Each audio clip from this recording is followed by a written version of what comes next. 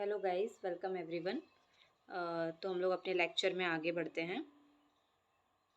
Introduction मैंने आपको पहले दे दिया था, तो हम लोग सीधे अपने टॉपिक के ऊपर चलते हैं बिना टाइम को वेस्ट किए। सो कप्स, वॉन्ड्स, कॉर्ड्स और पेंटिकल सबके बारे में डिटेलिंग मैंने आपको प्रीवियस वीडियो में दिया था। बस एक चीज़ नहीं बताई थी कि कप्स 90% पॉजिटिव होते हैं, बिकॉज इमोशंस और रिलेशनशिप हमेशा पॉजिटिव ही होते हैं। कोई भी इंसान जो है वो बुरा नहीं सोचता है, अच्छा ही सोचता है। अपने सोच से तो अच्छा ही सोचता है। तो इमोशंस हमेशा पॉजिटिव ही होते हैं ज़्यादातर। एक्शन और ग्रोथ जो है ये 50% पॉजिटिव होते हैं, 50% नेगेटिव होते हैं। और थॉट्स एंड ईगो जो है स्कॉट्स का कार्ड, वो 90% नेगेटिव होते हैं। ओके। जो थॉट होता है, जो इंसान सोचता है ना, वो हमेशा नेगेटिव ही होता है। वो हमेशा अपने फ़ायदे के लिए सोचता है, या तो फिर बोलते हैं ना, जो सोच होता है इंसान का हमेशा अपना फ़ायदा ही ढूंढता है, चाहे कोई भी हो ना। इसीलिए वो 90% नेगेटिव होते हैं। और पेंटिकल्स जो होते हैं वो 90% पॉजिटिव होते हैं, बिकॉज पेंटिकल्स मतलब मटेरियलिस्टिक थिंग्स, तो वो तो पॉजिटिव रहेंगे ही। तो सो ये भी कार्ड्स में 90% पॉजिटिव कार्ड्स होते हैं। फिर आगे चलते हैं हम लोग नंबर सिस्टम पे।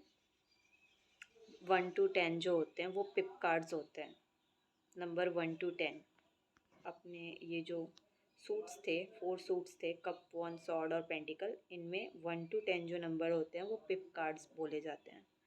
नंबर 1 जो होता है उसको एस एस से डिनोट किया जाता है कार्ड्स में, जैसे ace of cups, ace of wands, ace of swords, ace of pentacles, इस तरीके से। तो नंबर 1 क्या चीज़ को शो करता है? बिगिनिंग को शो करता है। नंबर 1 जो होता है वो सन का कार्ड होता है। तो ये जो कार्ड होता है ये बिगिनिंग बताता है। जहाँ पे भी ये कार्ड आ जाएगा तो समझ लेना कि कुछ ना कुछ तो शुरू हो रहा है, कुछ ना कुछ तो शुरुआत दिखा रहा है वो कार्ड। ठीक है, आगे चल के हम लोग डिटेलिंग में बताएंगे कि किस चीज़ की शुरुआत हो रही है, वो कार्ड को देख के पता चलेगा। नंबर 2 जो होता है वो बैलेंस एंड ड्यूलिटी होती है, मतलब बैलेंस, किसी भी चीज़ में बैलेंस या तो बन रहा होगा या तो बिगड़ रहा होगा। नंबर 2 जो होता है वो मून का कार्ड होता है। ठीक है, उसके बाद नंबर 3 है क्रिएटिविटी का, नॉलेज का कार्ड होता है नंबर 3। सो नंबर 3 जिस भी कार्ड में आएगी वहाँ तो या तो नॉलेज होगा, क्रिएटिविटी होगी, या तो फिर नॉलेज पे रिस्ट्रिक्शन लग रहे होंगे, या क्रिएटिविटी ख़त्म हो रही होगी, इस टाइप का रहेगा। नंबर 4 जो होता है वो लिमिटेशन और रिस्ट्रिक्शंस का होता है नंबर। ठीक है, या तो लिमिटेशंस लग रही होंगी या तो लिमिटेशंस हट रही होंगी, या तो रिस्ट्रिक्शंस लग रहे होंगे या तो रिस्ट्रिक्शंस हट रहे होंगे। नंबर 4 के कार्ड जब आएंगे तब उसमें हम लोग आपको देख के बताएंगे कि हो क्या रहा है। नंबर 5 जो होता है वो कम्युनिकेशन का कार्ड है। या तो कम्युनिकेशन बन रहा होगा या तो कम्युनिकेशन बिगड़ रहा होगा, डिपेंड करता है कार्ड के ऊपर और सिचुएशन के ऊपर।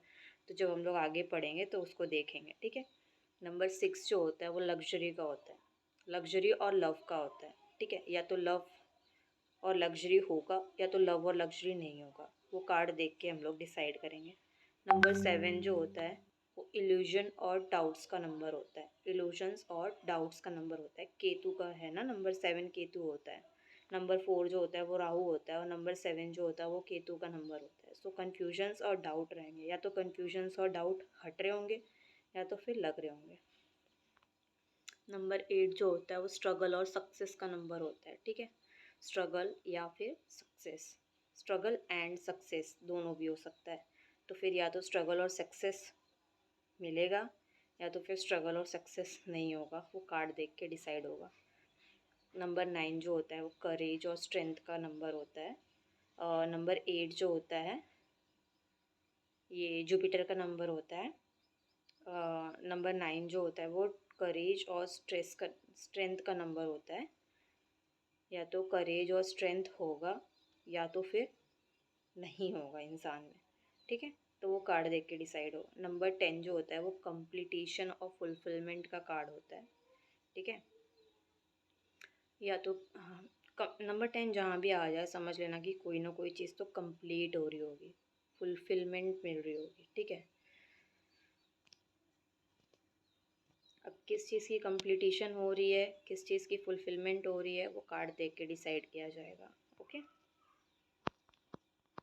या तो इंसान कम्प्लीटली ख़राब हो रहा होगा या तो फिर कम्प्लीटली बन रहा होगा, इस टाइप का मतलब कार्ड देख के हम लोग डिसाइड करेंगे कि वो पॉजिटिव वे में है, कंप्लीटेशन और फुलफिलमेंट, या फिर नेगेटिव वे में है। ओके, फिर आ जाते हैं 11, 12, 13, 14 जो होते हैं वो क्या होते हैं, कोड कार्ड्स होते हैं। ठीक है, नंबर 11 पे आता है page, page of wand, page of swords, page of cups, page of pentacles, ऐसे करके आएगा नंबर 11 पे। तो इस पेज क्या बताता है, immaturity, careless, freedom loving, bad decision maker, मतलब जो भी, मतलब एक पेज मतलब समझ लीजिए एक राजकुमार, एक राजकुमार है जिसके पास, देखो ये तो सारे रॉयल फैमिलीज से हैं, जो कोर्ट कार्ड होते हैं ना 1 to 14, ये सारे रॉयल फैमिली में आते हैं। इनके पास ना लग्जरी, कंफर्ट, ये सब सब कार्ड्स में रहेगा, हर एक कार्ड में रहेगा। ठीक है, हर एक कार्ड में से जो 11 नंबर का कार्ड है, ये पेज का कार्ड है, इसको राजकुमार बोला जाता है। राजकुमार क्या होता है, एनर्जेटिक होता है, पैशनेट होता है, इमेच्योर होता है, केयरलेस होता है, फ्रीडम लवर होता है, आज़ादी चाहिए होती है, डिसीजन मेकर नहीं होता है, कमिटमेंट नहीं देगा। ठीक है, नंबर 11। नंबर 12 किसका होता है, नाइट का होता है। नाइट मतलब समझ लीजिए सेनापति, मैच्योर्ड होता है, एनर्जेटिक होता है, गुड होता है, प्लानिंग में स्टेबिलिटी होता है, प्लानर अच्छा होता है। ठीक है, एक सेनापति में जो जो चीज़ें होती हैं वो सब इसके अंदर होती हैं। ठीक है, और नंबर 13 जो है वो क्वीन का है। क्वीन को समझ लीजिए रानी। ठीक है, फेमिनिन होती है, मैच्योर होती है, पावर होती है, स्टेबिलिटी होती है, और साथ ही साथ एक पॉइंट और होता है कि वो राजा को जो है ना, वो राजा को कन्विंस कर सकती है किसी भी चीज़ के लिए, उसके अंदर वो पावर होती है। ठीक है, वो अपने से तो डिसीज़न नहीं ले सकती है कोई भी, या फिर कोई भी चीज़ लागू नहीं कर सकती है, उसके अंदर ये पावर नहीं होती है, लेकिन वो राजा को जो है वो करने के लिए बोल सकती है, उसके अंदर वो पावर होती है। ठीक है, in influence the king. Okay, then उसके बाद आ जाता है 14 किंग। किंग का मतलब राजा। किंग के अंदर क्या क्या चीज़ें होती हैं, अथॉरिटी होती है, स्टेबिलिटी होती है, पावर होता है, मेच्योरिटी होती है, प्रैक्टिकल होता है, डिसीजन मेकर होता है। ठीक है, जो जो क्वालिटीज़ एक किंग के अंदर होती है वो सब इसके अंदर होती है। आगे हम लोग डिटेल में जानेंगे सब कार्ड्स के किंग और क्वीन के बारे में, और मतलब फर्दर बहुत डिटेल में स्टडीड है। ये तो बस एक मैं आपको नंबर सिस्टम पढ़ा दे रही हूँ, इसी के बेसिस पे रहेगा वो सब भी, लेकिन उसमें और भी चीज़ें इंक्लूडेड रहेंगी, वो हम लोग कार्ड्स देख के तब आपको बताएंगे। ओके, देन अभी नेक्स्ट हम लोग चलते हैं कलर पे। दो कार्ड्स में ना हर जगह कलर्स रहते हैं। ठीक है, वो कलर्स का भी मीनिंग होता है, क्या मीनिंग होता है वो मैं आप लोग को बता दे रही हूँ। कलर सिम्बोलिज्म में पहले कलर हम लोग देख लेते हैं, और सिग्निफिकेशन देख लेते हैं। वाइट कलर का देख लेते हैं।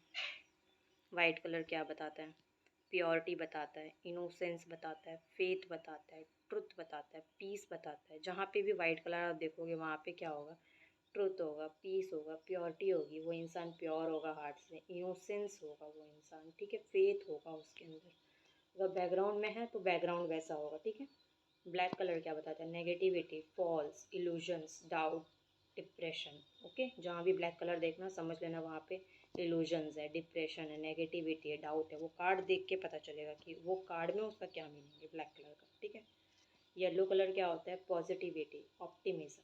ठीक है, जहाँ भी येलो कलर देखना समझ लेना कार्ड जो है वो पॉजिटिव है।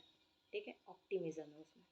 ऑरेंज कलर क्या होता है, प्राइड होता है, हीलिंग पावर होता है। ठीक है, और ज़्यादा ऑरेंज हो जाए तो ईगो हो जाता है। ठीक है, ये भी है, अगर थोड़ा बहुत ऑरेंज कलर दिखे तो हीलिंग पावर समझ लेना, प्राइड समझ लेना। अगर ज़्यादा है ऑरेंज तो वो ईगो होता है। पर्पल क्या होता है, देखो, स्पिरिचुअलिटी, साइकिक पावर। पर्पल जो है ना वो कार्ड्स के अंदर नहीं होता है। पर्पल कलर इसलिए डाला है क्योंकि ज़्यादातर जो टैरो रीडर होते हैं ना वो पर्पल कलर यूज़ करते हैं, बिकॉज ये ब्राउ चक्र का कलर होता है। ठीक है, इसीलिए इसको यूज़ किया जाता है। इससे अपना इंट्यूशन पावर जो होता है ना वो डेवलप होता है, अच्छा होता है। अगर अगल बगल अगर पर्पल कलर हो या पर्पल कलर का क्लॉथ बिछा दो तो आपका इंट्यूशन पावर जो होता है ना वो बहुत अच्छा होता है। ग्रीन कलर देख लीजिए, connected to nature, physical, practical, connected to nature होता है ग्रीन कलर, और प्रैक्टिकल होता है।